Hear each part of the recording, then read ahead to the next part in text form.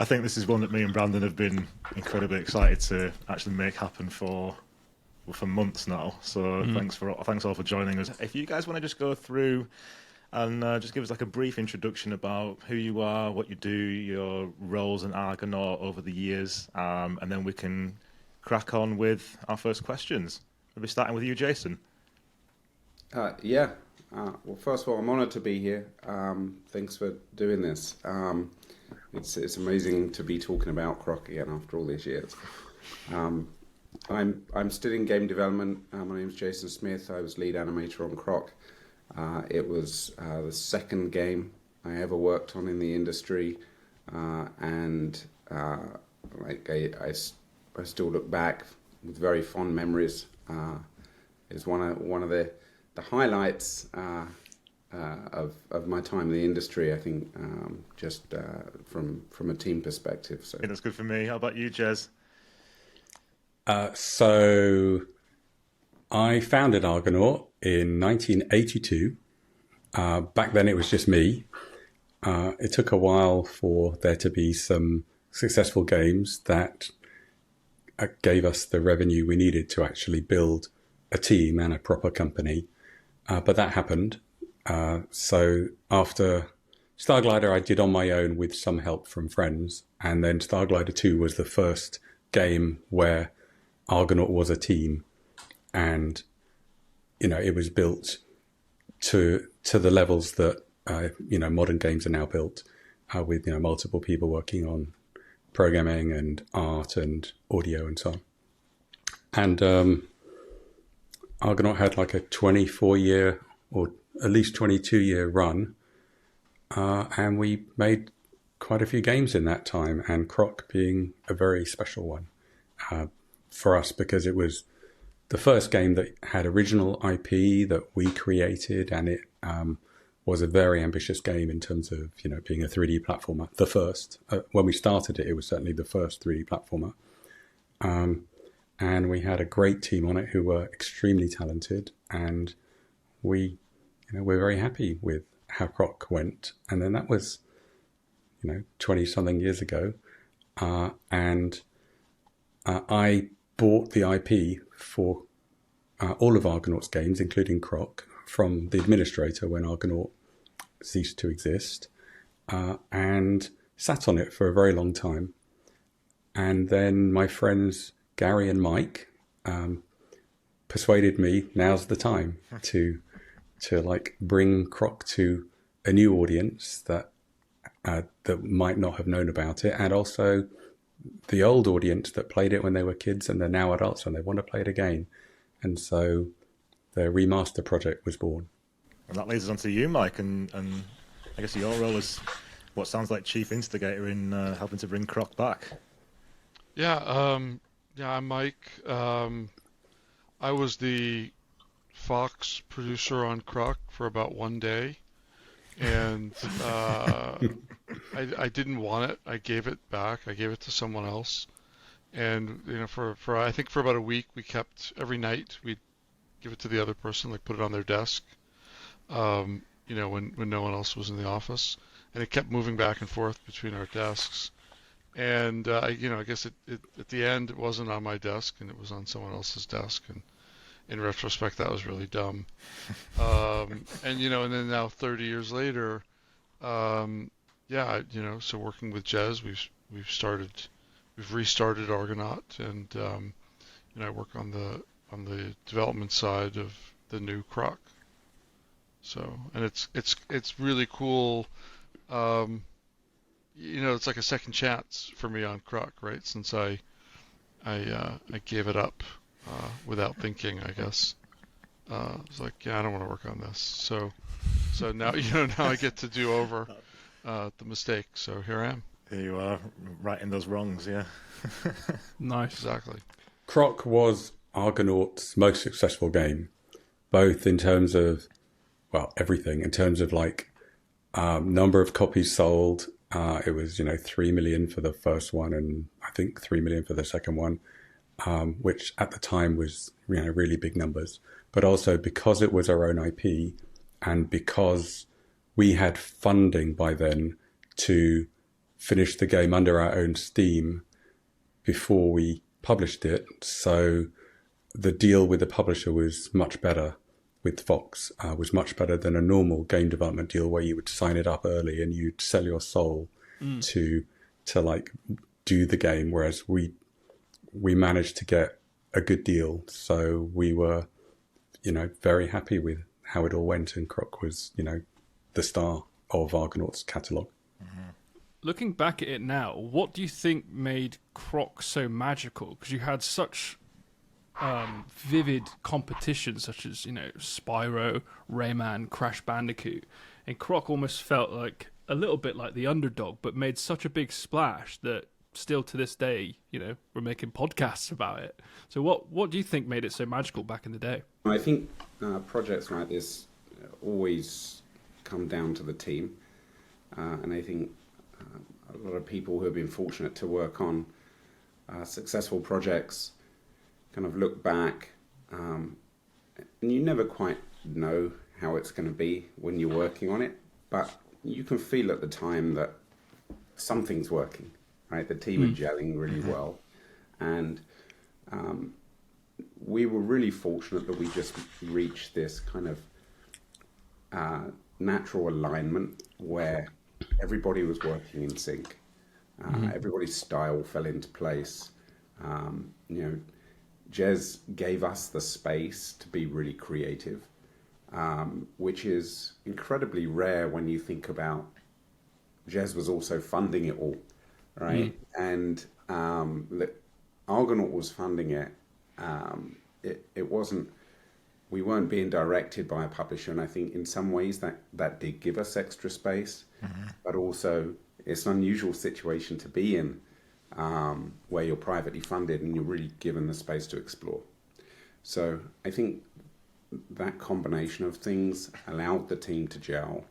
As Jez said, it was original IP. The designer of the character, all the characters, was on the team, and I think he was being allowed to be super creative, probably, and do what he loved for the first time in his life. And there was so much expression and creativity coming out, and it just fueled everybody. Every new character that was drawn got the team so excited. And it was just... How big was the team back then? Do you have rough numbers? So Jez will correct me because he was paying the bills, but from what I remember in kind of the most of us were in one room, and there were about 12 of us in there.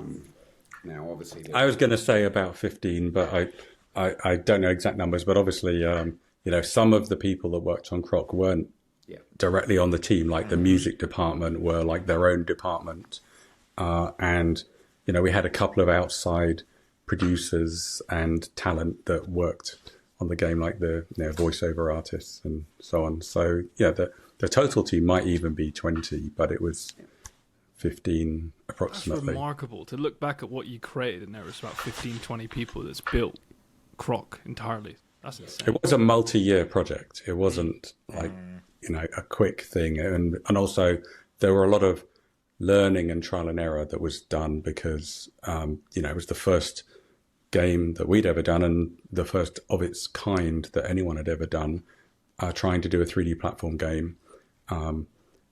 You don't know what works until you try it because it's so different than a 2D game. And also we had just come off of the back of doing Star Fox for Nintendo, and so some of the learnings that we got out of that project like fed into Croc. So having we call it the strat language, but it's the language that lets the designers make the behaviors of the creatures in the game. That was inherited. The idea was inherited from Star Fox, even though we did a new strat language for Croc, and we also had an editor as well that we built, Croced, that allowed our designers to build the levels and so on. So, it was the combined expertise of some very talented people and good timing that we had just done that project and then were ready to do Croc. You just mentioned Star Fox, and obviously you've got a copy behind you there that I can see. And you had quite a lot to do with the Super FX chip itself, didn't you, Jez? Didn't you? You were instrumental in helping bring that out so we could actually play Star Fox, which I'm very happy about. Yeah. It's one of my favourite games as a kid. So Yeah, we designed the Super FX chip, which at the time was called the Mario chip, which stood for Mathematical Argonaut Rotation I/O chip, input-output chip. that is amazing. And then Nintendo renamed it the Super FX chip, and that stuck, obviously. Yeah. You're a big fan of Star Fox, aren't you, Seb? Oh man, absolutely. Starglider and all that. I love Star Fox. When Lilac Wars came out for the N64 as well, like every Star Fox game that's come out, I've always jumped on. But yeah, I remember playing. I used to play Star Fox as a kid with my uncle actually. And yeah, some really fun memories of playing that. So it's nice that we get to do this and we get to talk about. You've been instrumental in 2 games that Brandon and I have played a lot growing up. So another. Funnily enough, there's a mini anecdote about why it was called Lilac Wars in Europe, and it was called Star Fox in Japan and it was called Star Fox in America, but there was a German company called Star Vox that I think must have been an audio company or something, and they threatened Nintendo and said, "We've got the trademark, you can't use Star Fox in Europe." Even though they're not spelled the same, and in English they're not really pronounced the same either, but in German apparently they were. So it had to get renamed Lilac Wars. Yeah, I've always wondered that. Should we talk about Croc now? As much as I love Star Fox. Absolutely. Let's do it. Let's go back to when it first began. And there's rumors that it potentially started as a pitch to Nintendo to be a Yoshi game. So talk to me about that potential issue and evolution of Croc. That's right. So we had a 3-game deal with Nintendo, which included teaching them 3D technology. We did Star Fox, Stunt Race, and Star Fox 2, which didn't come out at the time, although it did in multiple ways later. And after that, we pitched them our idea for the first 3D platform game, which was using the Yoshi character. And we mocked it up. We did videos. We did a mini prototype on the PC, and we tried to get them interested in it. We knew they'd never let us use the Mario character, so we deliberately used Yoshi, thinking that Nintendo would possibly consider us doing a Yoshi 3D platform game instead of a Mario one. They weren't interested in having an outside company use their characters, so they were quite clear that no, we're not going to do it. We're going to do this ourselves, and that became Mario 64. Meanwhile, we really wanted to do a 3D platform game, so we started from scratch. We threw away all of the art and concepts for the original Yoshi game and started designing new characters and a new world, and that became Croc. Why a crocodile? You just beat me to it. I was going to ask the exact same question. The first Croc character was by an artist called Marcus Morgan, and it looks nothing like the Croc that you know and love. It was like very crude by comparison. And then who designed the character? Simon? Yeah. And then it got completely redesigned, so there's no look and feel of the original Croc prototype that we did.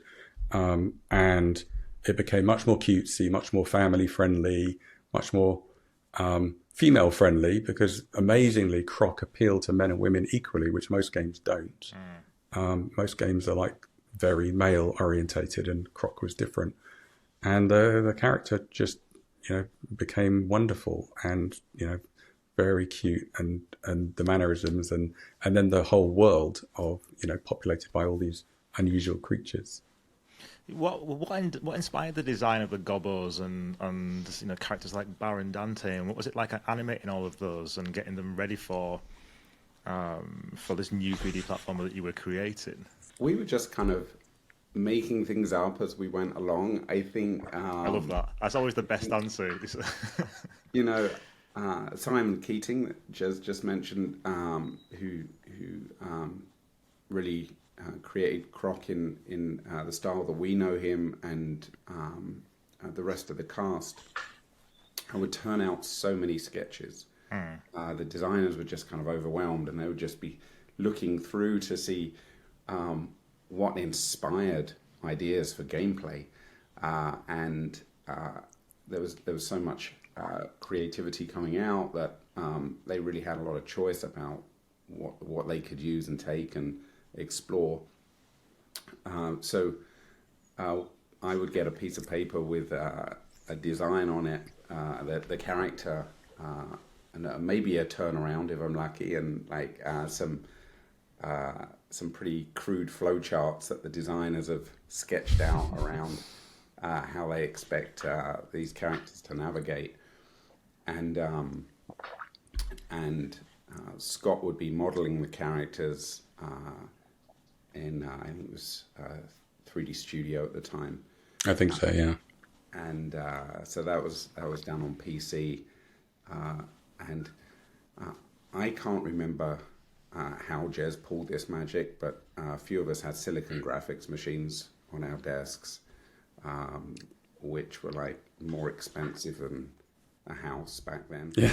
The software was kind of the same again, and so for myself especially, I was so excited about using that software and hardware as well. So, but it didn't really talk to anything else.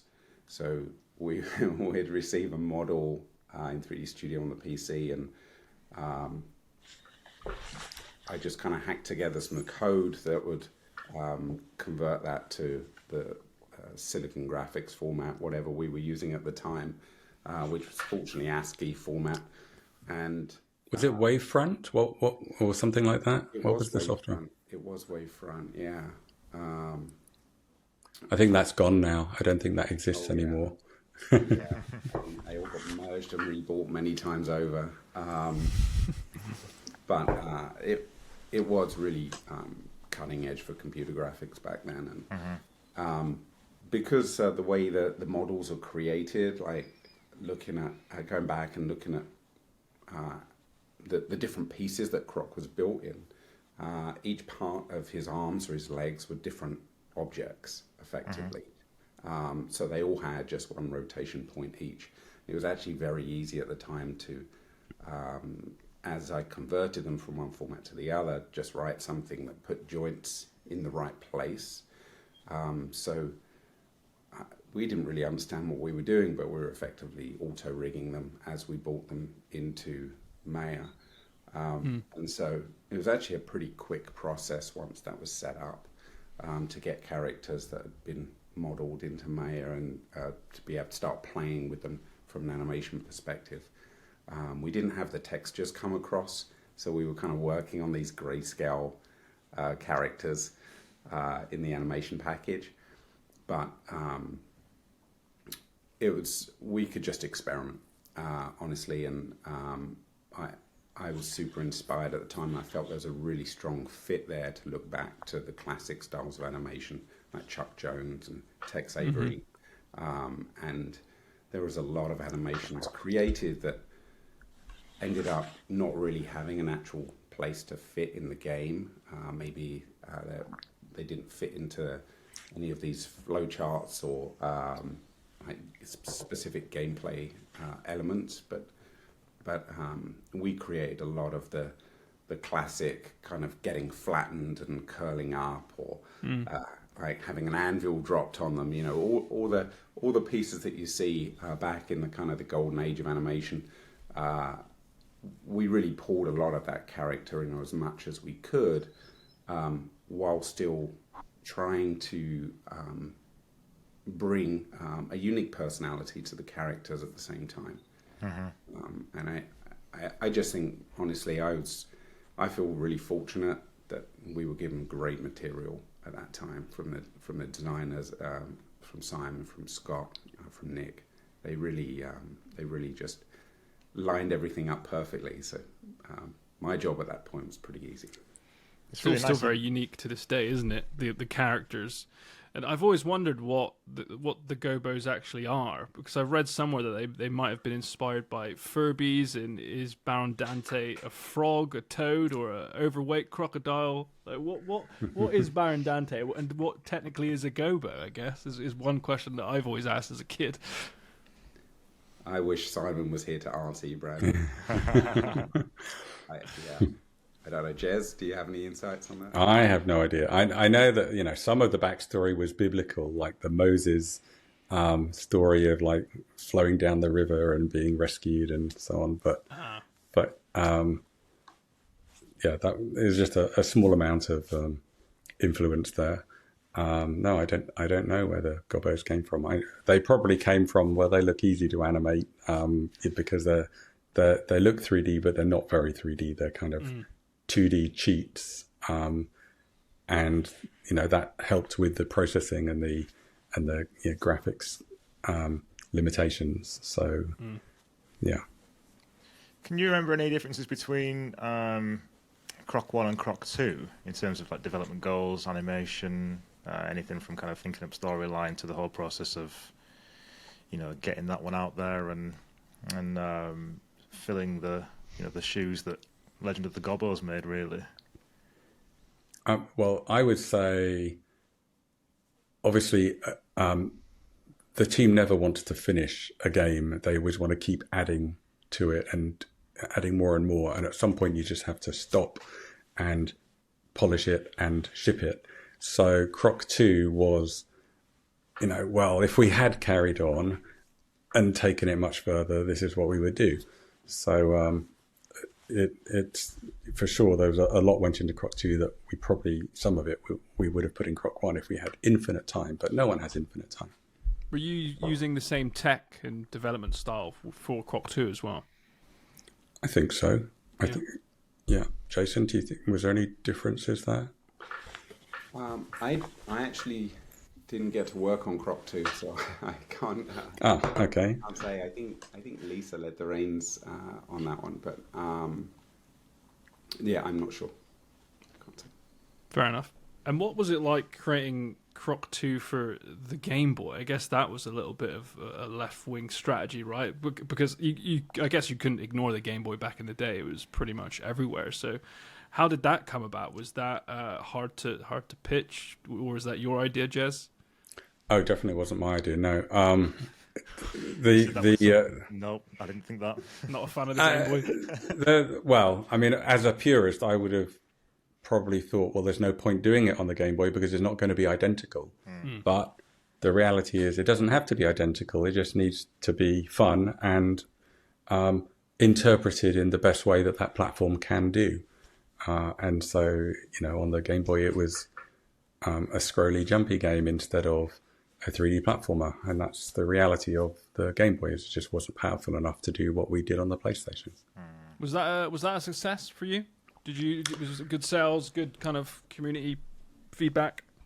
I think it did okay. I mean, the Nintendo games always do well because the sheer volume of machines they ship and people always want new content. So I think Croc on Game Boy did do fine, but it didn't do the PlayStation numbers that Croc had done, and it didn't look like the PlayStation version. So it was an interpretation of the game on the Game Boy.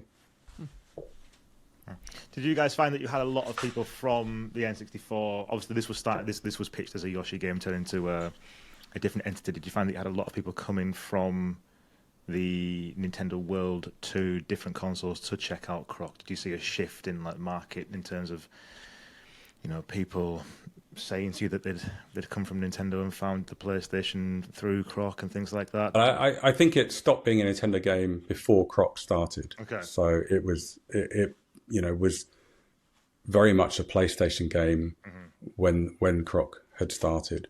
I mean, Nintendo's market is traditionally much younger than the PlayStation market. So normally there's not much crossover, but Croc was a universal appealing game. And so for the PlayStation, it was relatively young compared to some of the other games on the PlayStation that were, shooters for an older audience. So so there's a bit of crossover in the market. But no, I wouldn't have thought there were that many Nintendo people crossing over to PlayStation for any reason. Like, I think they were like, stay in your lane. You're either a Nintendo person or you're a PlayStation person. Yeah. Before we get on to the current Croc game and talking to Mike, was there any other plans or further sequels or spin-offs that never came to fruition? Were you looking at maybe a Game Boy Advance game or, anything back in the day that you wanted to implement but it just never came to reality? I think if Argonaut had continued longer, there might have been a Croc 3, but it didn't. And never say never. One day there might be a Croc 3. Did any development or any kind of ideas or story pitches begin for Croc 3 back in the day? I am not aware of if we ever did anything to take it further. But in the back of our minds now, we're kind of thinking, well, one day there might be a Croc 3. But right now, we've got Croc 1 to finish, which should come out soon. And then if that goes well, we'll do Croc 2. And if that goes well, then we'll do Croc 3. But it's a sequential thing. Each one has to do well to justify the next one. Gotcha. So you're waiting to pull the trigger on possible Croc 2 remaster development? We'll probably jump straight into Croc 2 as soon as Croc 1 is wrapped up. Nice. But we hope Croc 1 does well, and fingers crossed it will. There's a lot of interest in it, so hopefully it will do. Hopefully it will. I've got a very For the record, that's not an announcement. Yeah, Mike saw that I'm trying to get the scoop there and had to come with the official statement. He saw our eyes light up big time then, and now he's jumping into sort of... Well, Jez did this once before, so we have to be careful. When did you do this before, Jez? Oh, it was a tweet I put out because I was so excited that we'd actually started Croc 1. So I tweeted that it was underway, and then I was told in uncertain terms that no, it's too early to announce it. And I go, it's not really an announcement; it's a pre-announcement. It's an announcement of an announcement of a. Anyway, that's the kind of thing I do, and then I get a call from Brandon saying you need to think about what you've just done there. I think that Mike and you have the same relationship as Brandon and I. I think Jez's tweet said something like, "It's probably premature to say this." And then I was like, okay, please don't. And then, and then the tweet said, but we're working on, Croc. And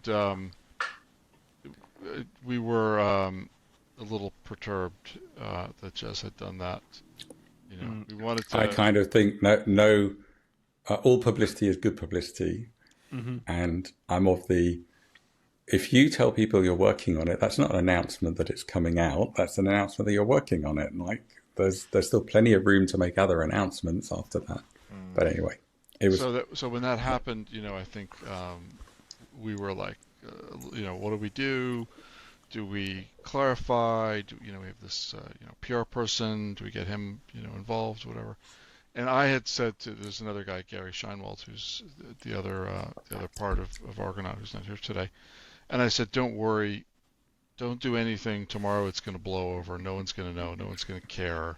Croc. The next morning it was every single game website had the story, and they had done entire stories. And you read this 3-page article, and all it was Jez made a tweet, right? And they had no other information. But I think we probably did that, to be honest with you as well. We were that excited to get Croc back again. Thanks. Yes, so every retro website that exists suddenly came out with a Croc story, and it was it was a much bigger than I thought it was going to be. But I guess that's your while a tweet that you wanted to put out just for excitement, you may not have thought anything about it. That shows that people are ready for Croc again, how much they love it from back in the day, how much Legend of the Gobbos meant to people like Brandon and I and the entire retro gaming community. So that's got to be a good thing to see that, okay, well, we're thinking about doing this. Turns out we definitely should have done this because everybody is ready. So absolutely, there's no question that the comments and the feedback have been so wonderful. So many people saying it changed my life. When I was a kid, I played this game and I loved it, and I can't wait to play it again. And that's the kind of feedback you want. And even my daughter, who is the only person in my family that watches TikTok, she is showing me so much stuff on TikTok that people are really keen to play this game again. Why now?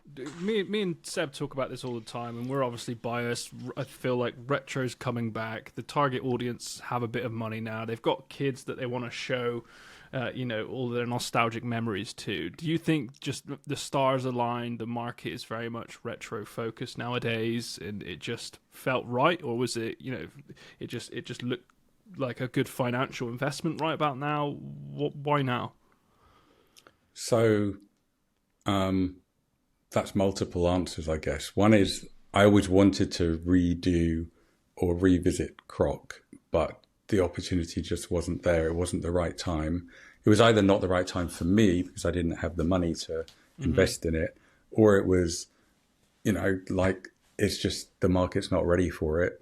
And then this retro market has become so big, and people want to play the games that were really good, that were on older generation consoles that don't exist anymore. And yeah, sure, there's an emulator scene, so there's people who've been playing the games on an emulator, but it's not the same. And it was obviously waiting for the right people to come along who actually wanted to invest a significant amount of time and energy in remastering it and doing a good job of remastering it, and not just porting it immediately without any improvements. So, but also important to mention that the improvements that we did do for the Croc remaster are all optional, so you can turn off improvements and make it look exactly like the original did.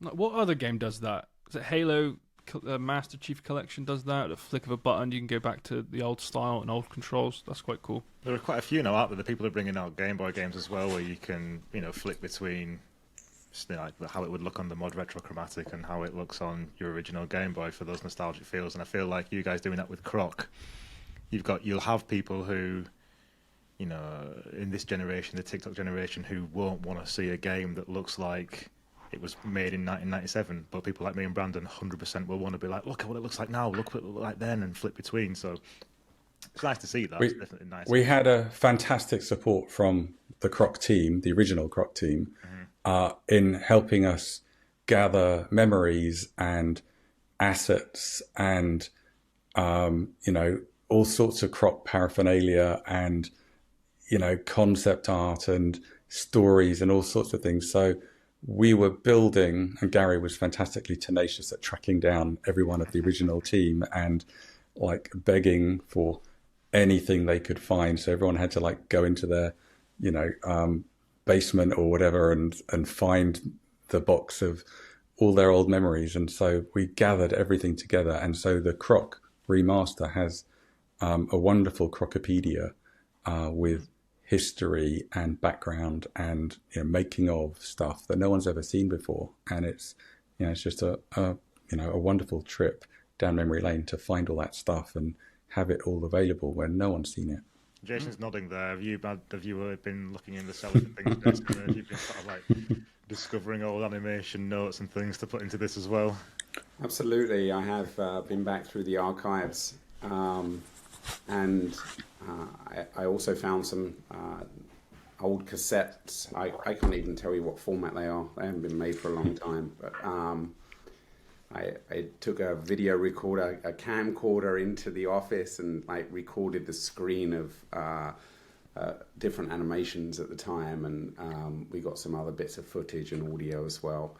And it's actually Computer History Museum that kind of pulled that for their archives and for the project. So very grateful to be looking through this stuff again, but also to be hearing new stories of things that happened on the team. And as Jez said, Gary's tracking down everybody, and all this new information is surfacing. And I was there and I didn't hear a lot of this. So It's also really engaging for me too, just to hear all these other pieces of the puzzle that fell into place at the time. One of the things that Jez mentioned, we have the Crocopedia, and we had Jason and a few other members of the original team that we interview, and so we have everybody gets to tell like their cool stories. I think we have like 17 interviews total. Some are people who worked on the on the old game, some are people who worked on the new game. But it was really cool to turn this into not just a remaster, but also a little bit of history, a little bit of like a Croc museum. And I've worked on 6 or 7 remasters, and this is the first time we did anything like this. Now I'm kind of kicking myself like, oh, why didn't we do that in some of these other games? But it's pretty neat. But in many cases, it's hard to get all of that material. But in Croc's case, people kept it and managed to find it and make it available. So we had access to a lot of material that you wouldn't normally expect to be able to find 20 years later. And in terms of preserving game history as well, like this is massive because obviously, as you were saying, you've already mentioned a few things on the podcast so far that are techniques that might no longer exist or bits of equipment that might no longer exist, but been going back through these archives, talking about these things, sharing these memories, it is preserving the past for newer game makers and producers to kind of experience as well. We had the same thing when we chatted with Jordan Mechner, who made Prince of Persia, and he was talking, telling us through how the process that he's done long gone, and like you were saying, Jason, the making things up as you go along, and how that leads to innovations in tech. And it's really cool that you guys have got this for enthusiasts and people who want to learn to sort of see how far we've come as well, and the evolution of Croc at the same time. The way that we used to build games in that era was a lot of trial and error and figuring stuff out for the first time, whereas today you're not doing that. Like pretty much everything is known. The hardware is known. There are APIs and libraries now, whereas back then there weren't. There's very mature tools for building worlds and building games, and back then there wasn't. Back then you had to invent everything and design everything from scratch. So it's just a very different way of building games. Do you think that makes it a little less exciting? Because back then you were pushing the boundaries of technology and development, that you were literally making things break. This might be a question for you, Mike, as well. Like developing games nowadays and maybe remasters, is it? I'm not going to say a simpler process, but do you miss the olden days of tinkering and trial and error? Yeah, I mean, Jez is right. When you made PlayStation 1 games, almost every game you were creating new techniques. I worked on Die Hard Trilogy, and it was every day when I would sit with the dev team, someone would say, "Oh, what if we did this? What if I don't know if this is going to work, but And so in one part of Die Hard, all the characters are just like these flat 2D things that always rotate to face the camera, right? Because it was like we didn't have these sophisticated game engines back then. There was no Unity. Everything was hand coded by a guy, usually in the middle of the night. So today, like your first choice when you want to build a game is to just decide which game engine you're going to use. Is it like Unity? Is it Unreal Engine? Is it something else?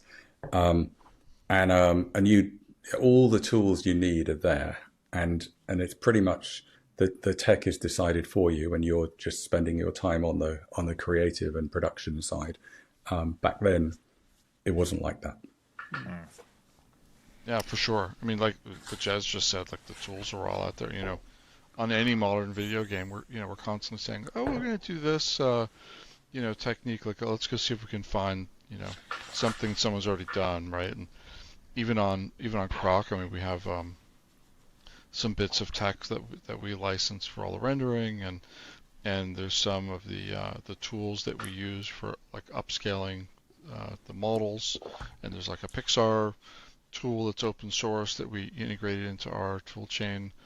But like back then in the 90s, it was you had to write everything from scratch. So it's like you're creating a movie, but you're also inventing the camera at the same time. That's wild. When you put it like that, it's wild, yeah. And not just inventing the camera, but like, it's like every game you made, you had to invent a new piece of technology, right? Because you'd say, well, now we're going to go do, the next game, and they'd be like, well, well, this tech didn't work, or, what if we do this? We could have a whole new thing. And so it literally was every game you'd make back then, you'd make a bunch of unique inventions. Do you end up with lots of weird named patches and kind of inventions and things that you just kind of scrabble together from, week on week, and then you find them and how does that work? Have you just got a bank somewhere of, you're back in the 90s making PlayStation games? Are you just drawing upon things that you made last week that are just quite old? Funnily enough, with Croc, we pioneered a number of techniques and features and tools, and then we actually used those on almost every other game since then. So even though the Croc editor was built for designing Croc levels, we used Croc Ed in multiple games since then, and the Croc strat language that was the behavior of all the creatures, we used that in multiple games. So it was like the forerunner of many of Argonaut's games, and it kind of set the direction for a number of future games. Amazing. What kind of challenges have you come across with the remaster? Because I know you've had a couple of setbacks in terms of release date. Has that coincided with just struggles and difficulties with development? Yeah. I mean, the one thing is we kind of laugh a little bit. We're like every game. Game's never early, they're always late, right? There's always something unexpected. To be honest, on Croc, what happened was really early on, we had said something like, we're going to have, let's do an interview with someone, Jez on the game, and maybe a couple of pieces of concept art. And, like Jez said, we started calling people from the original team, and Gary Scheinwald, who's not here, he called everyone.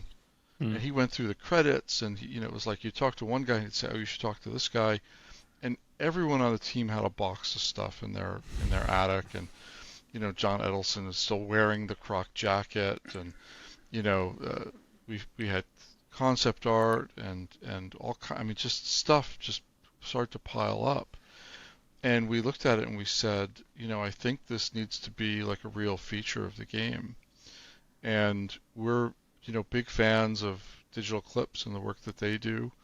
And Atari 50th had just come out, and I was sitting there playing this Atari 50th, and I said, oh my God, we need to do this. And so, suddenly we added, 5 months to the project, just to be able to turn this into a real feature, and shooting the interviews, and just the collating all of the material. I mean, we could have spent a year just going through it all. And there was a little conflict there, where Gary, really, he did actually want to go through every single piece. And I was like, no, we got to go. We got to just get it in. We'll sort it out later. We got to go. We got to ship the game. So that was probably our biggest struggle, which was just trying to make it into something bigger. And also the approval process to get certain platforms approved takes always longer than you expect. Yeah, it's almost like going back to the old, like I was joking about, making a movie and having to invent the camera. We also had to kind of invent Argonaut as a publisher. And so, we started with just we're just going to make a game, right? We didn't even know what we were going to do with it. And then we said, okay, well, we need to be a publisher, I guess, to publish it. And then, hey, how about Argonaut? And then, like Jez said, then we had to get Nintendo, we had to get Sony, and, we're small, so it was hard for us to get someone on the phone sometimes. It's like, hey, we're Argonaut, and then people are, these young guys are like, well, who's that? What does that mean? Aren't you dead? We're like Snake Plissken, right? Everyone thought we were dead. So, and then just on the development, I think the other thing is that, that one of the conflicts you have on every game, right, is when is good enough and when do you add more? And so the dev team really wanted to add more kind of constantly. And I think that, we established early on that our decision making would always be geared towards quality and not towards, shipping it fast. Mm-hmm. And there were 2 or 3 times where we had to stop and take a breath and say, you know what, we do want to make this a little bit better. You guys were talking about, or Jez had mentioned, all the like being able to use like retro textures and things like that. I didn't want to do that. And on every remaster I've ever worked on, there's always a point in the very beginning where someone will say, "Oh, we should have a mode where you can have the retro textures." And every single time I would say, "Nobody wants that." Like they say they want it, and then for we're 20 gonna seconds. do it. Right, and they'll look at it and go, "Oh, this looks like shit." Let's put the new textures on, right? And so I was constantly like, "We shouldn't do it. We shouldn't do it." And the dev team was just like, "Don't listen to him," right? So so the game kind of shows up at some point, and there's all these modes where you can have the retro textures, the retro models. There's like a TV mode with scan lines, and there's a VGA mode where it makes it super low res. It's almost completely unplayable. And we sat and we played with it, and we're like, "Oh man, this is really good." Yeah, that's really cool. And I'm like, "Okay, I was wrong. Sorry." And then when we start to show it to people like you guys, right, who remember the original, and the first thing they all did was like switch into the retro mode, and people were constantly. There was another podcast I was on, and I joined in the middle, and I was looking at the screen going, "Oh man, this game doesn't look good. What's going on?" And the guy said, "Oh no, I'm playing with the retro textures." And I was like, "Oh, phew." I was kind of scared that something had gone wrong, and I was like, "Did I not notice that it didn't look right?" And everybody was like, "Yeah, no, I want to play the old game." Basically, but it's the old game with a new camera, modernized controls. What was that like? I've read a lot about the controls, and everyone's thankful that they've got a modern upgrade. How was the development of that? That must have been a ball ache. That was a problem because the PlayStation analog joystick came out like 2 weeks before we shipped the game, and then Sony insisted that we support it. Oh, right. So we had to rush in analog support, and then we didn't have the benefit of having loads of time to like experiment and find out what the best possible way to control with an analog stick is. And so it was the best we could do at that time. But obviously now we know how to use analog sticks, and we know how to make it much better. It's kind of crazy just to think about, here we were in 1997, and like there had never been really like a console with analog controllers. PlayStation 1 just had a D-pad. And so today it sounds like nothing. It's like, oh, every controller has little analog sticks on it. But you were thrown into the deep end with that one. Yeah, I mean, imagine the dev team's kind of like, oh wow, okay, what do we do with this, right? So they had 2 weeks, and so it wasn't ideal. And so we talked about Croc. We just were like, okay, first thing we got to fix the controls. And when we tweeted about, okay, we're doing this. There's the announcement. We had a trailer, or whatever, and every comment was, it was either "I hope you're fixing the controls" or "I hope you're leaving the original controls." Oh, really? And so you cannot please everyone, but we did leave the original controls, and so that again, it was like we realized that one of our design pillars had to be to have those options for the original controls, the original graphics, wherever we could. We don't have the original camera because nobody wants that, right? Like, so, because the camera is one of those things that it's better, right? And you can play the original controls, but you don't want the camera facing in the wrong direction, or not being able to control the camera right with the right stick. So that's one where it is upgraded. Should we talk about the future, Seb? I think we should, yeah. As we start to round off the podcast now, guys, I think we can just start a little chat about what we can expect from Argonaut Games in the coming months and years. I know, Jez, you definitely didn't sort of announce Croc 2 there. I'm just going to say that again, just for Mike shaking his head for anyone who's not watching the YouTube. We don't have an announcement on Croc 2, but you said, maybe let's talk about things you'd like to do in the coming months and years now that Argonaut's back. And you guys around the table again. So I would still, without announcing anything, I would say that we want to keep the team together, and we want to that we move on to Croc 2 after Croc 1. But the market has to want it. You know, the market has to like appreciate Croc 1 and tell us that they want Croc 2. And then if they do, which hopefully they do, then we will do Croc 2. Is that fair, Mike? Yeah, I mean, absolutely. And we've said this publicly. I think Jez has said it, and we've, repeated it, that, we really would love for Croc to be a success.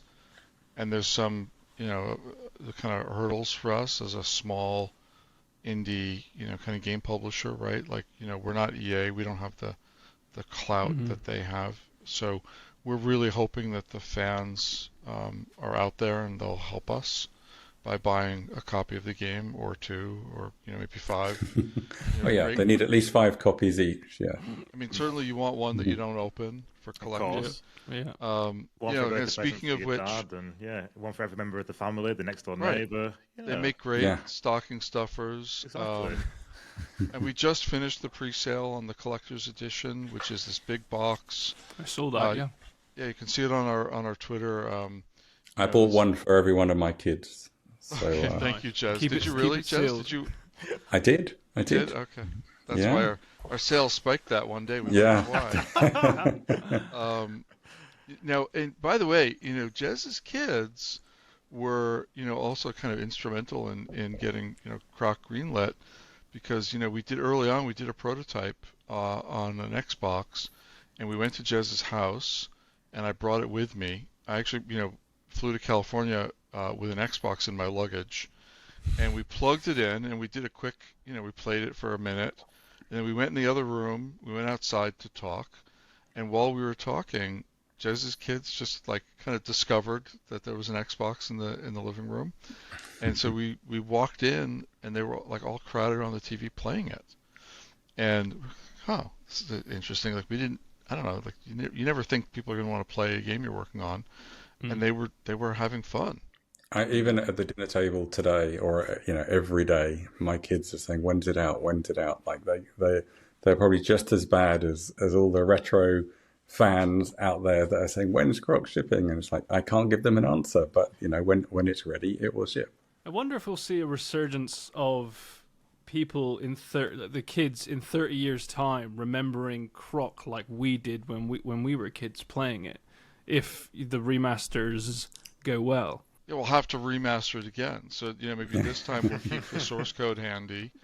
We'll have to make an archive and put it in a vault somewhere. Yeah, I mean, it's really interesting. Like I said, I've worked on 6 or 7 remasters, and it'll be interesting to see in 30 years if they're remastering our remasters, right? Probably, because they probably won't run on whatever consoles they have in that time. VR headsets, you will be holographic, like put on your PlayStation glasses and do some, like it'll be a different world, or maybe we don't need glasses. Maybe it's direct retina projection or something. Well, the theory, right, is that in 5 years or 6 years, it's all going to be generative AI, and you'll just say, "I want to play Croc." But the crocodile is voiced by, James Cameron's nephew, and and all the crocodiles are very niche. real animals from the zoo. Whatever prompt you can come up with, and then 5 seconds later you just play it. I wonder if AI will be able to tell me what exactly is a Gobbo. Is it belly button fluff? Is it Furby? What is it? Tell me. Yeah, no one knows. I bet you could ask that today. No one knows, but if you go online, you can actually buy a plush Gobbo as part of the collector's edition. We had a pre-sale for this collector's edition, and we also have a T-shirt and a Gobbo plush. The never before available Gobbo plush. So you can go on there, and we're still selling the main pre-sale has ended, but we still have there's a digital version, so it's like PS4. Xbox and PC, and so that one doesn't have there's no disc in the box, right? It's just a code, but we're still pre-selling those with all the goodies, and you can also order the Gobbo if you want. So next podcast we do, Brandon, I want to see a Gobbo on that shelf behind you with a little question saying, "What am I?" next to it. You said there's an original Croc hoodie jumper going that one of your colleagues had, right? I There didn't was a even know that jacket. existed. There was Yeah, a it was a Croc jacket. jacket. Yeah. I had it. I hopefully still have it in a box somewhere, but I haven't seen it for a very long time. But there was a Croc jacket. That interests me. I might have to scour on eBay for that. It was kind of American sports, like baseball kind of jacket, yeah. wasn't it? Like it was. Oh yeah. It was. Yeah. It was dark. Like a and bomber maybe jacket. it was. Yeah. Yeah, what do we call that? It's like a cloth jacket with the leather sleeves, like it's a baseball jacket. Yeah. I think. Was this like mass produced, or was this just for the team, or was this like? No. It was a special promotional item for the show for the launch at CES show or E3 or whatever the show was at the time. And I think I don't think it was just the team. I think it was actually. In fact, I'm not sure how many members of the team actually got it.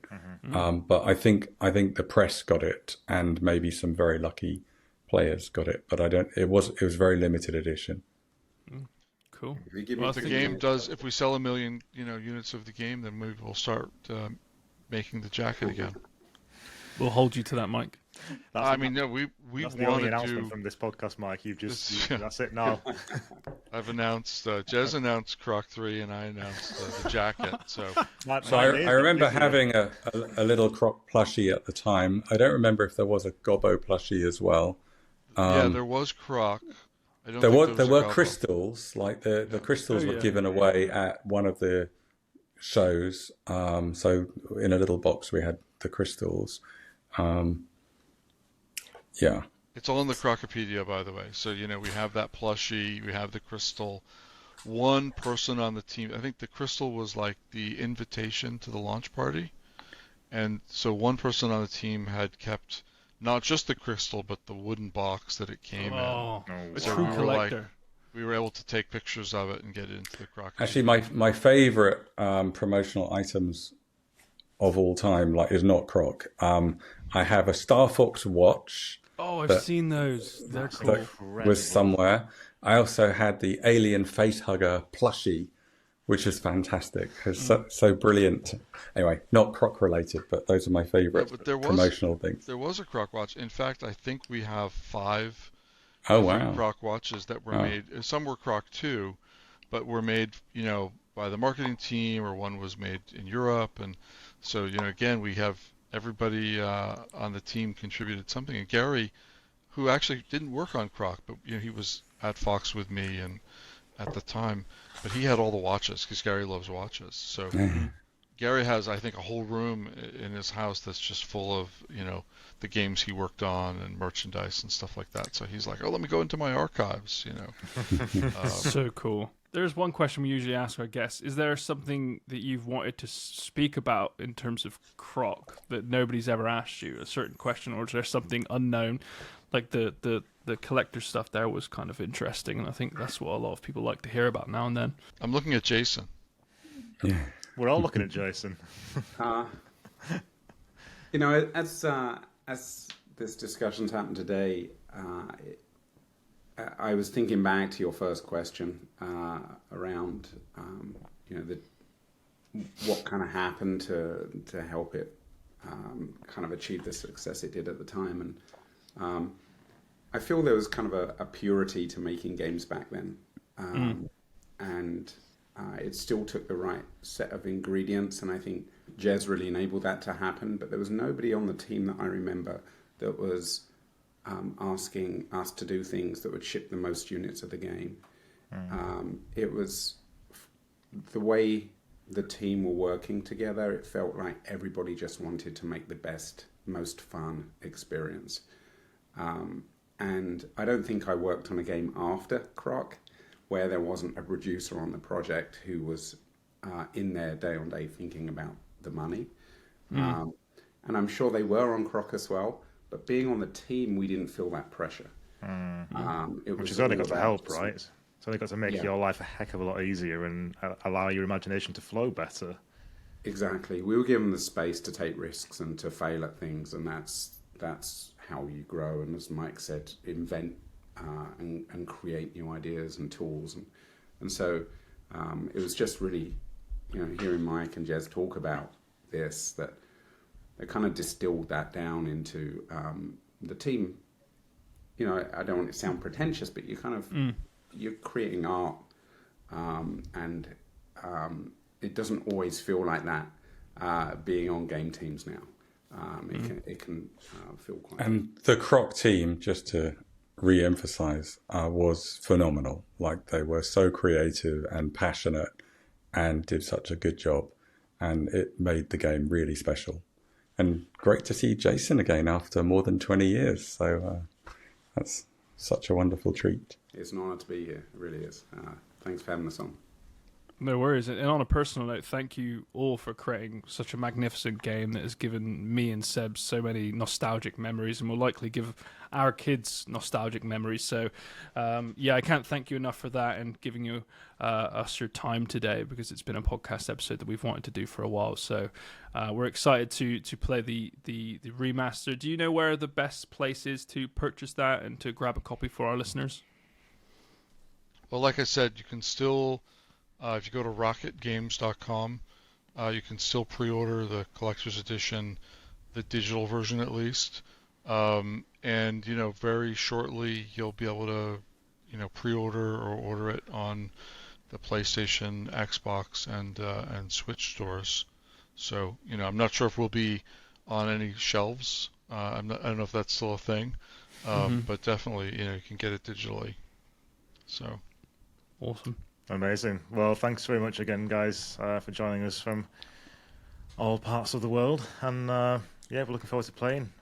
We'll get you all back on when the Croc 2 remaster comes out. Right, Jez? Great. That's not an announcement. Thanks, guys. Really appreciate it. Thank you. Thank All right. you. Take care. Thanks. Bye-bye.